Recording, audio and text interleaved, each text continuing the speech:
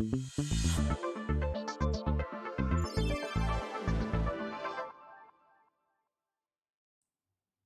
everyone, welcome to another wonderful week of the Lucas and Lee podcast. Yes, we are here. It is time for the show. And how you feeling today? Well, you know, as you can read by my shirt, I once again woke up sexy as hell again. Woo!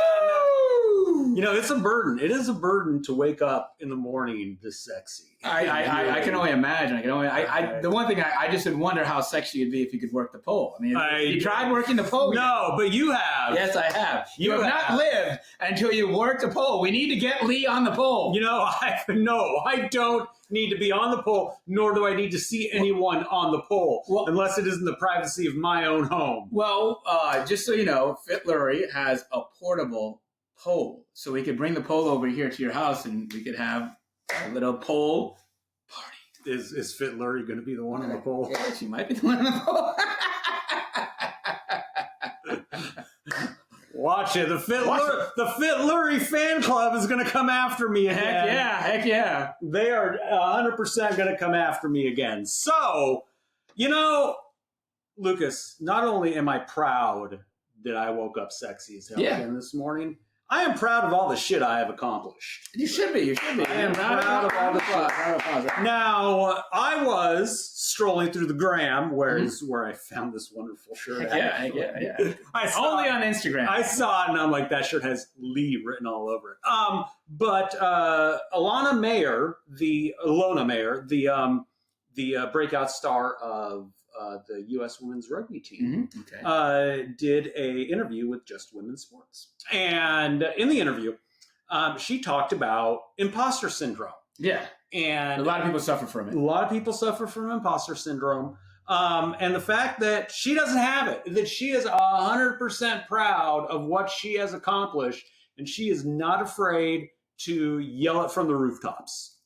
And I think that's healthy. I think that's great. It is something I practice, as you know, 24/7. I'm literally looking right there on my desk, on top of the cabinet on my desk. And how many are those? One, two, three trophies. Three, four trophies for me being a badass political consultant. I thought they were for golf. I see your golf clubs right there. No trophies for golf? I would get negative trophies for golf. I was about to say, look at those golf trophies. I would get negative trophies. But no, I think that's something, and disagree with me if I'm wrong here, but I think it's something in our society. There are people that are very comfortable and complacent. And when they see other people excel and exceed and go out of their comfort zone and do well, they try to bring them down and try to tell them, well, you should be humble about what you've done and you shouldn't be braggadocious about what you've accomplished. I'm all for a pat on the back. One thing that I don't like, though, is when I see mediocre people talking about how great they are. Because there are a lot of people out there that are barely getting by, and then they're sitting there looking down on other people who are successful. And there's professional athletes like that. There's local heroes that are like that don't measure up, and they walk around like, hey, look at what I'm doing. And it's all a facade, and it's not real.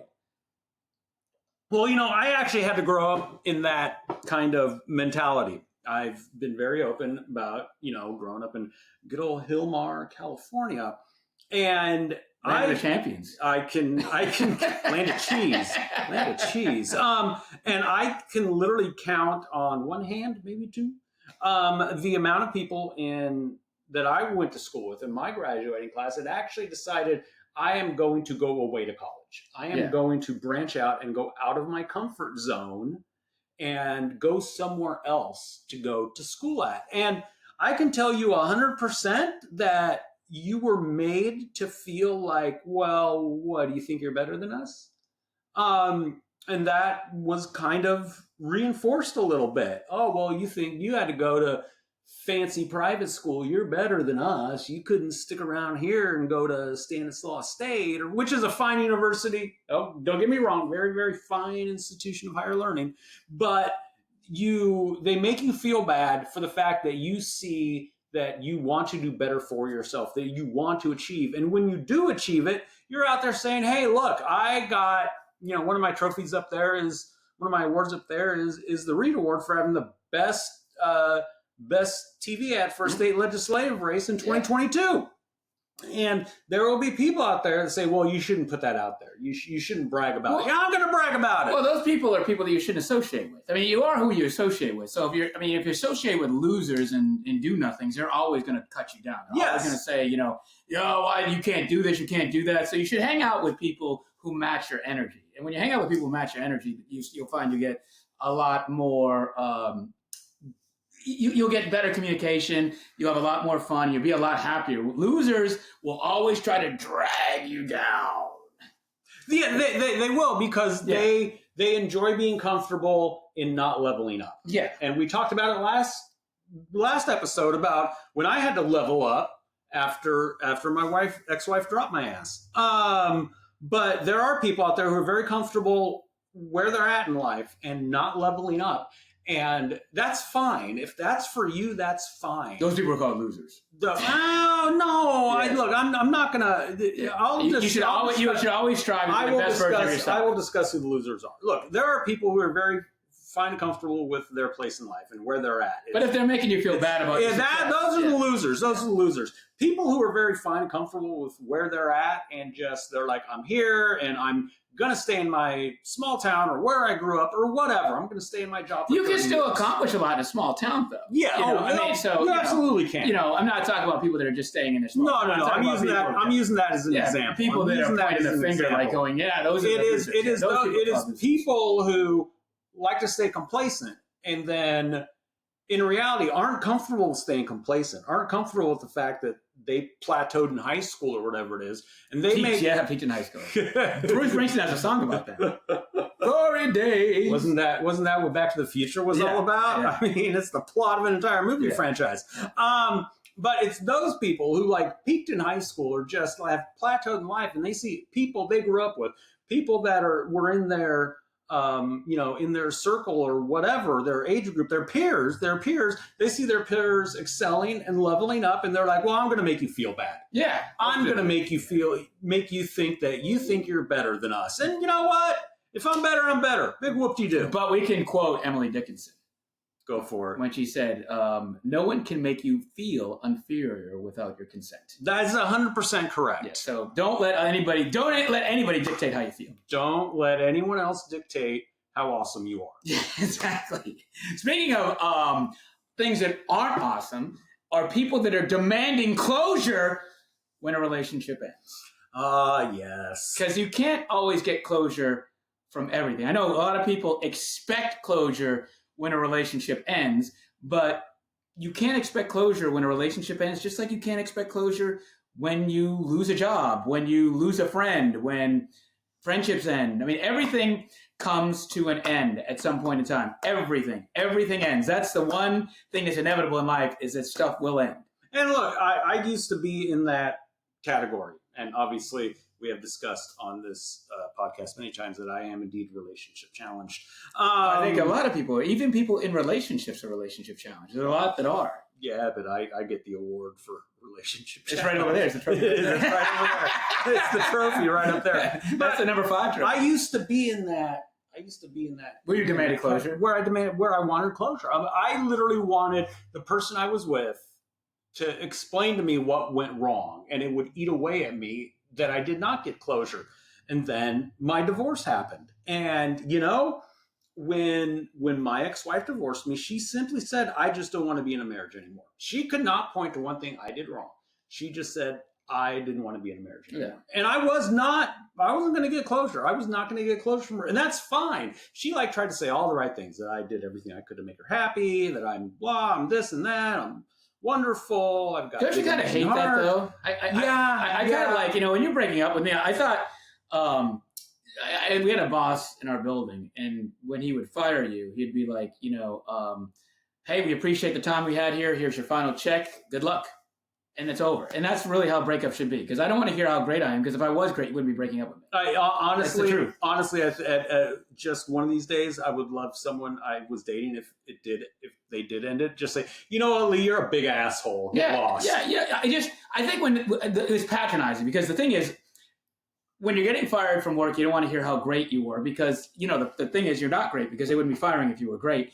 Or at least in their eyes, they don't think you're great. And it's the same thing in a relationship. If they love you and they think you're great and they think you're amazing and you're this incredible person, well, I'm not that incredible because you're letting me walk out the door. Well, I think there are some instances where I think the other person may think you're incredible and that you are all. But you're not incredible for them. Well, that person has a lot of work to do on their own. And I would put my ex-wife in that category. I'm not going to disclose the discussions we had post-divorce, but it was very clear she had a lot of work that she needed to do on herself. Yeah, there's some people that need more construction than the roads in California. Yeah, there are some people. Yeah, there are, and no amount of you being great or fantastic or whatever is going to fix that. Is going to fix them. But I bring this up, or I put this on the list of things for us to talk about today because I saw it once again on the gram, and the woman talked about closure and said, you're never going to get closure. You are expecting those who ended things with you to give you, they don't want to give you their energy anymore, which is fine. It takes two to tango, that's fine. But you're expecting them to give you their energy to explain why it did not work out. And what she said, and I 100% agree with her, and it's something I used after my divorce, is you need to worry about yourself. Yeah. You need to introspect and look at what did you do? Is there anything you could have done differently? And you need to have that belief and faith in yourself to say, it didn't work out. Yeah. It didn't work out, and either look and be introspective and say, what on my end caused it to not work out? Or if it's completely on the other person, just say, you know what? Tomorrow's another day, dust yourself off and move on and move forward. But to expect closure from someone that ended things with you, I think it's a futile exercise. I agree. It is a very futile exercise. And speaking of things that lead to closure, there was a lawsuit filed lately in Ohio. In Ohio. Why are somebody getting sued in Ohio? So they're getting sued in Ohio because there's an Instagram page called at the OW and the wife. What does the OW stand for? What's that? Other woman. Yes. Oh. Okay. It is a page devoted explicitly to teaching women who are the other women basically how to be cheaters. So teaching them how to be the side chick. How to be the side chick. How to be the side chick. How to be in a relationship where you are the side chick. I think it's pretty easy to get yourself into being the side chick, because I think all the work's done by the person who's cheating, right? The work is done by the person who's cheating. That's the hard work, right? I just find it like a little mind-blowing that basically, and they teach classes where you got to pay. You got to pay to be part of a community, and they teach classes to where they literally have classes. Yeah, there's classes. It's like take out your notebooks. I really we're think going over lesson 3. I think being the other woman or the other man is pretty easy. I think they need to teach classes on how to cheat because I think people that are doing it's classes on how to cheat basically, and how to it's classes on how to cheat and how to justify being the other woman. How to justify being the other woman. Now, there are a couple things that I found interesting about this when I stumbled upon this on my Insta feeds. Thank you, Meta algorithms. I'm still trying to figure out how that got into my algorithms, but Mark Zuckerberg does his thing. But the woman who hosts this, you would think would be like some totally smoking hot babe. Yeah. Seriously, not even mid, sub-mid. Like below a 5. Definitely below a 5. Okay. Definitely below a 5. Not good. No. But it's how much lack of self-respect do you have to not only be happy being the side chick, but basically having to take classes on how to be a good side chick and prolong it as long as possible. Yeah, I mean, at some point in time, you'd want to be the main chick, right? I mean, so basically, this is a page for people who want to be Steve DeBerg. Yeah, it's the Steve DeBerg page. Yes, it is the Steve DeBerg page. Lifelong backup quarterback. Yeah. But how this lawsuit came about. So there was a woman in Ohio. Yeah. Now, mind you, the woman who runs the OW and the wife page, pays other people who are successful side chicks to coach other women on how to be successful side chicks. Please start connecting the dots and follow along here. So there was a woman in Ohio who thought her husband was cheating, like just had a sense, and wanted to figure out how it was, how he was getting away with it, how the other woman was getting away with it. So she came across this page. And so she's like, I'm going to join the classes. Yeah. So she can learn. Yeah. So I can, get the signs. What happens? She finds out that the teacher of one of the classes is her best friend who is cheating with her husband and sharing screenshots of text messages from the wife. With friends like that, who needs enemies? From the wife, basically saying, here's how you get away with cheating. You are 100% correct. With friends like that, who needs enemies? Who needs enemies? So this is fascinating. This just bubbled up at the end of last year, and obviously the court case is still going on. So I'm surprised the page is still open. It should be shut down. Well, so she went back. The page is still open, but she went back and deleted all her previous content. That was like super explicit. Like this is how you get around a nosy wife, so you can still have your have your side chick status. And also the content on our page was like celebrating being the side chick, which is the thing that like blew me away. Yeah. You are celebrating just destroying someone else's life. Yeah, like raining on somebody's parade. Like, I mean, what kind of individual gets joy out of that? Somebody from Ohio. Someone from Ohio. There's not much joy in Ohio. So it'll be interesting. It'll be very, very interesting to see how this kind of progresses as it goes along. But yeah, I was blown away by the whole court case. I was blown away by the fact that this is a thing and that there are side chicks out there paying on how to be better side chicks instead of, I don't know, going to therapy and getting some help because they obviously need some. Yeah, somebody else that needs a lot of therapy and a lot of help is Dan Snyder, the former owner of the Washington football team. I'm fairly certain Dan Snyder has a small penis. I'm not really worried about his penis. He's not very good looking. Total short man syndrome. Yeah. Total short man syndrome. Yeah, he has a lot of money. Unfortunately. So he's going to have a lot of money for the rest of his life, too, because his punishment was he sold his team. So what a punishment when you sell your team and make a lot of money. He actually made more money than because the team's worth a lot more than it was when he bought. He made $6 billion. Yeah. So he's doing all right financially, but he is such a bitter man. So he popped up in the news again because the Commanders made the NFC Championship. Just like their best year since 1991.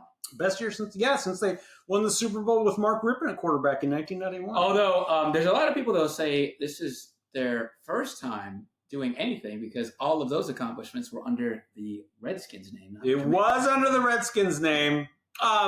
So he popped up because Dan Snyder went out to dinner with a friend, and the friend then blabbed that Dan Snyder was still being bitter and mad that the Redskins were having success. The Commanders were having success without him as the owner. It's like he left and they decided to be good. Well, the one thing I will say, because now, because I didn't know that caveat about the story. I thought that Dan Snyder was asked about it publicly and it was bitter. I didn't realize it was coming third hand. Oh, yes. So here's my issue with that, again, with friends like that, who needs enemies? Because I would like to think that if I owned something and it was performing better with a new owner than it did with me as the owner, and I said to you, man, Lee, it kind of bothers me that they're doing well without me, because I think that's human nature, that you wouldn't go to whatever newspaper and say, he's bitter! Oh, no. See, it wasn't just like if you said, oh, man, yeah, it does kind of bother me. They're doing better without me. No, he went full on, I want them to fail. But do we know that or do we not? I mean, this is coming from another person. No, but it fits in total Dan Snyder. It definitely fits into Dan Snyder's character. Dan Snyder. 100%. This is a guy, so the story expounded. They kind of expanded it a little bit.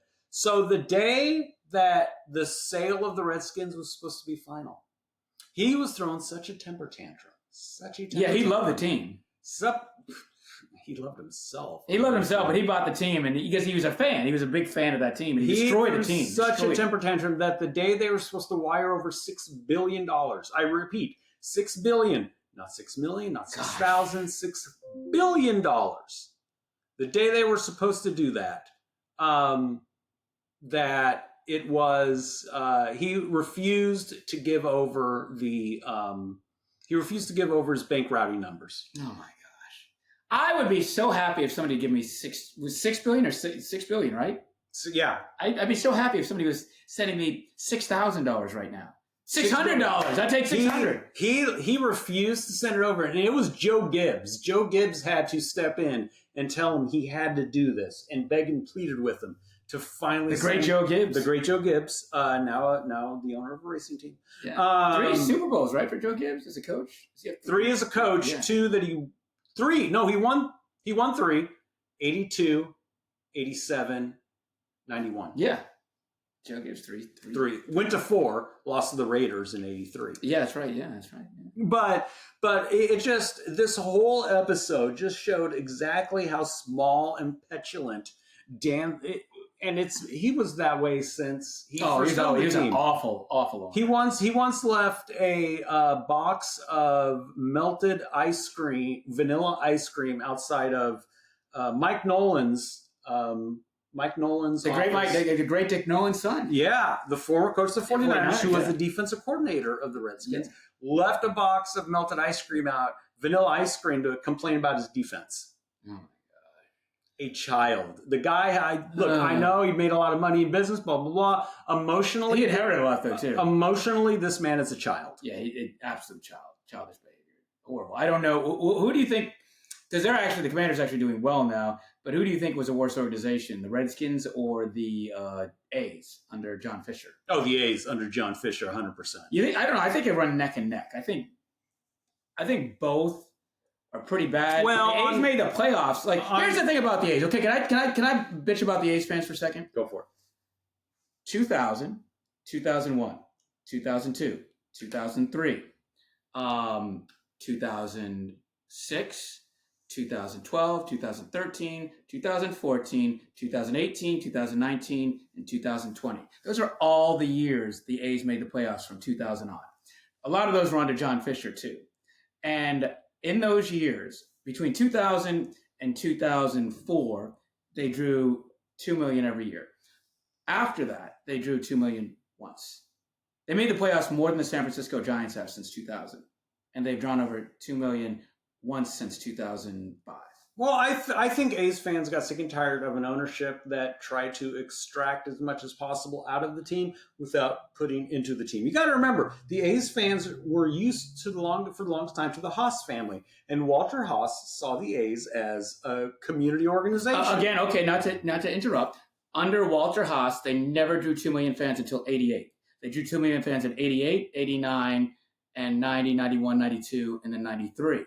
So, but Walter Haas spent money on the team. They did, but they only drew over 2 million 6 times.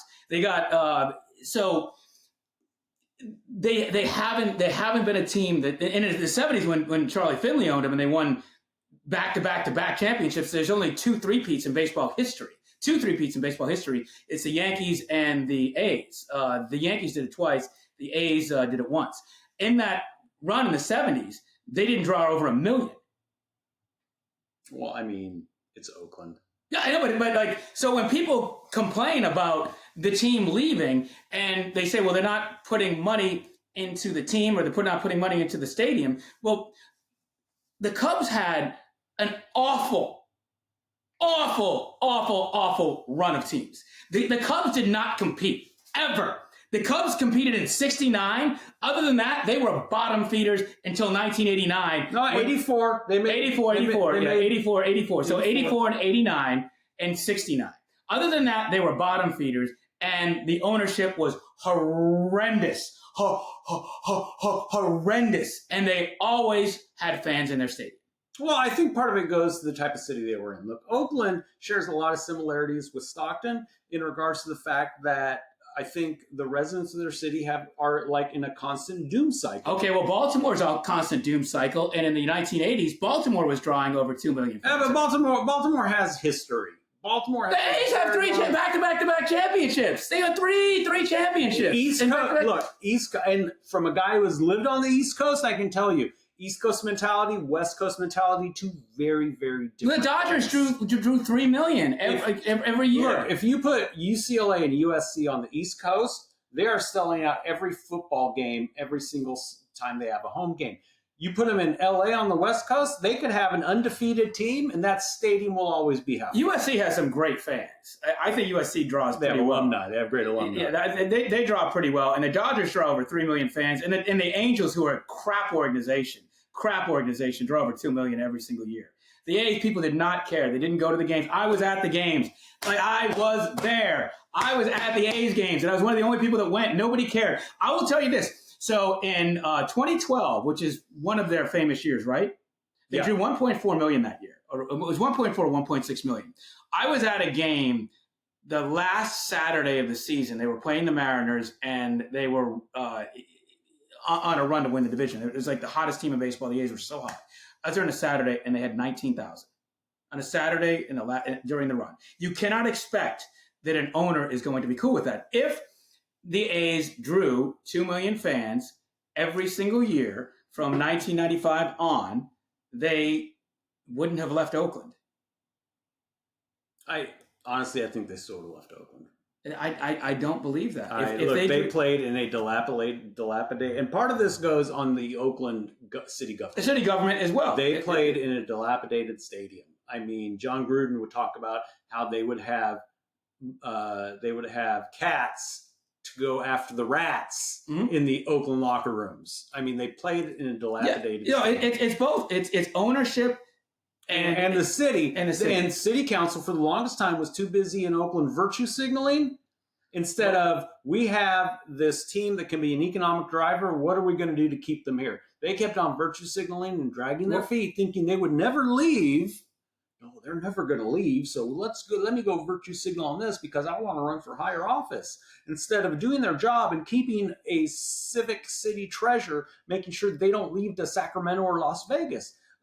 John Fisher is an awful owner. Fisher. He's an awful owner. He's an awful owner to the fans. Yeah, but a lot of this goes on the Oakland City Council as well. Also, nobody ever blames the Raiders, and the Raiders should be to blame, because in 1995, after Walter Haas passed away, Steve Schott bought the team, and Steve Schott wanted to do an upgrade on the stadium. It's one of the reasons why Steve Schott went cheap. He wanted to do an upgrade on the Oakland Coliseum, and they said, sorry, we're bringing the Raiders, and we're building Mount Davis. Yeah, and that really shafted the team hardcore. It really did. It did. And if they don't build Mount Davis, then the renovations happen, and the A's never leave. So thank you, Raiders, for once again screwing things up, as you are wont to do. So.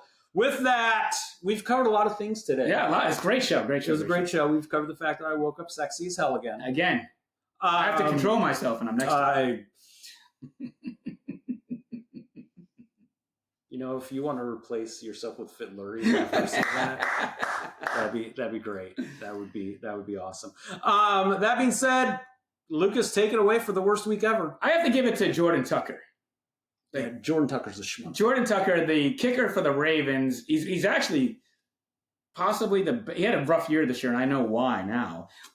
But he up until this season, he was one of the best kickers in the NFL. But he has been charged with, I guess, is it considered sexual assault? Yeah. So he's been because he's been he's been accused. Yeah, he's been accused. He hasn't been charged yet. He's been accused. He's been accused of sexually assaulting massage therapists. So can we all do a favor to all the massage therapists in America? Please keep NFL players away from them. It is very clear that during one of the AFC North matchups between the Ravens and the Browns, that Justin Tucker caught whatever Deshaun Watson.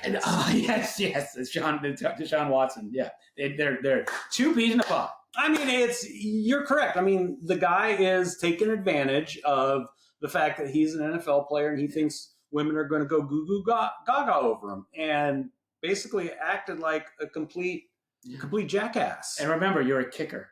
You're not really a football player. You're a kicker, dude. You're replaceable. Yeah. You're replaceable. I mean, I got my cousin who's the leading scorer for Sacramento State football. I'm sure they could. Yeah, absolutely. We can find some soccer players too that are good kickers. Yes. There's a team right there in DC. Yeah. I'm sure they have. DC United. We'll just take one of their midfielders, suit them up, and see you later, Justin Tucker. So, okay, everyone, that's all we got for today. Everyone have a great week.